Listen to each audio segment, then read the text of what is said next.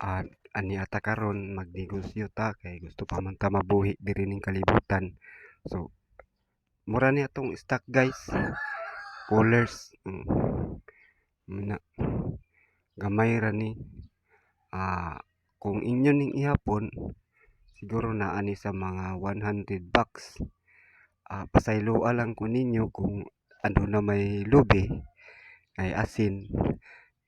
Wala ta na maligyag utanon kundi konsumo nato na isip pobre ra man gid ta diri ning lungsura. So mura gid na tong makaya nga mapalit kay lagi ingon sila diabetic naman. So kung gusto mo motabang sa usa ka diabetic nga tao, pwede man mo mag like and share, comment para nga matabangan ko ninyo isip usa ka gamay o